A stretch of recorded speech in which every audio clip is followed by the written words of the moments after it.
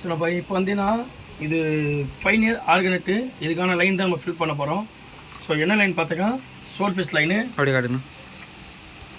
Short fees 150 metres வருது. So reel பண்ணி பார்த்தாக்கா ஃபைனியரில் ஆர்கனெட்டு 6000 சீரீஸு. ஸோ 100 மீட்டர் போட்டு தான் இது வந்து ஃபில்அப் ஆகுது. நம்ம வந்து 150 மீட்டர் தான் போடுறோம். ஆல்ரெடி ஒரு 3 கைடிக்கு போட்டாச்சு லைனு.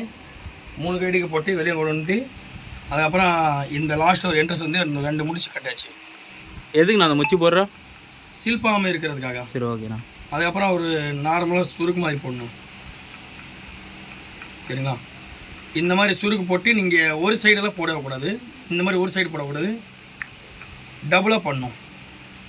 ஃபஸ்ட்டு ஒன் சைடு போட்டு அதுக்கப்புறம் இன்னொரு சைடு திருப்பி ஒன்று போடணும். ஓகேண்ணா. 2 சைடு போட்டால் கொஞ்சம் மிஸ் ஆகாமல் இருக்கும், ஸ்லிப் ஆகாமல் இருக்கும், நல்லா கிரிப்னஸ் ஆகும். சரி ஓகேண்ணா. எவ்வளோ பெரிய மீன் மாட்டினாலும் உங்களுக்கு முடிச்சு வந்து ஆகாது. லாக் பெல்லாம் இது பண்ணிடணும். பெல்லம் லாக் பண்ணாக்கா அவ்வளோதான், டிடி ஆகிடும். போட்டு அடி சுற்றுங்க ஸ்லோவா.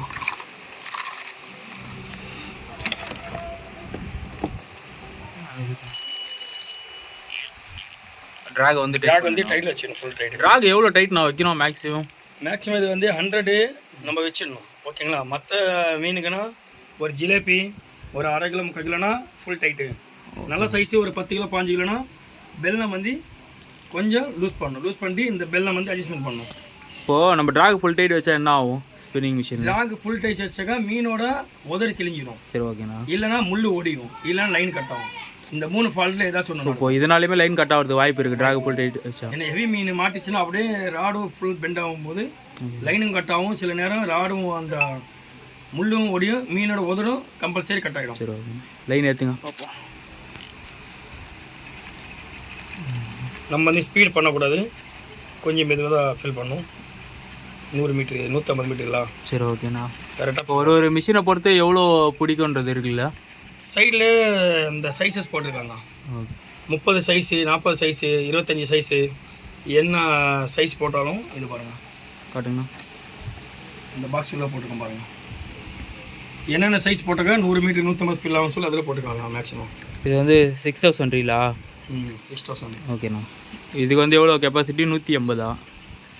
இது வந்து 150 மீட்டர் வருது. 150 மீட்டர் பிடிக்கும், கரெக்டாக ஃபில் ஆகிடும். ஏன்னா இது வந்து பாபின் வந்து ரொம்ப பெருசாக இருக்குது.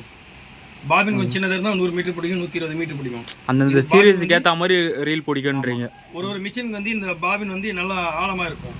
ஓகே. இடத்துல ஆழமாக இருக்கும்போது நம்ம வந்து ஒரு 100-150 மீட்டர் தான் ஃபில் பண்ணி ஆகணும். இல்லைன்னா நம்மளுக்கு லாங் டிஸ்டன்ஸ் கிடைக்காது. ஏற்றும் போது ப்ராப்பராக கைடு உள்ள விட்டு கரெக்டாக பைலாமல் ஓப்பன் பண்ணி ஏற்றணும் இல்லையா? ஆமாம். ஓகே.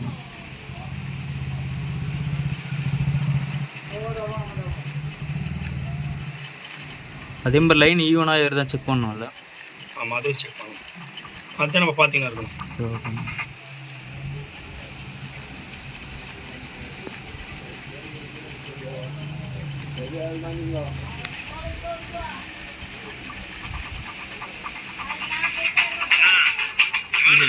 லைன் ஃபுல்லாக ஏறிச்சு. ஸோ இங்கே பாருங்கள். அதுக்கப்புறம் நம்ம வந்து ஃபுல் பண்ணிட்டோம் லைனு.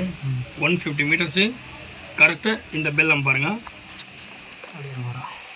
இந்த பெல்லம்க்கு வந்து ஈக்குவலாக கரெக்டாக இருக்கணும் இந்த பாபின்க்கு வந்து. சரிங்களா? இப்போ எக்ஸ்ட்ரா ஏற்றினா ஆகும். எக்ஸ்ட்ரா ஏற்றினா நம்ம தூக்கி லாங் டிஸ்டன்ஸ் பண்ணும்போது லைனு அப்படியே கொத்தோட வெளியே வந்துடும். மொத்தமாக வெளியே வந்து சிக்காயிடும். வெளியே வந்து சிக்கல் ஆகிற மாதிரி. சரிங்களா? நம்ம இதுக்காக இந்த பாபின்க்கு ஏற்ற மாதிரி ஃபுல்லே ஆகக்கூடாது. அதுக்கு லிமிட் கரெக்டாக வைக்கணும். அந்த லிமிட் கரெக்டாக வச்சா நம்ம தூக்கி அடிக்கும்போது லாங் டிஸ்டன்ஸ் இங்கே குறிப்பிட்ட தூரம் அடிக்கலாம். சரி ஓகே. லாஸ்ட் எட்ரஸ் சேர்த்து லாக் பண்ணிக்கணும். இதில் வச்சு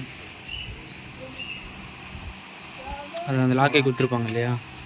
என்ட்ரஸ் லாக்கே கொடுத்துருப்பாங்க. மறக்காமல் சர்ப்ரைஸ் பண்ணுங்கள். தேங்க்யூ.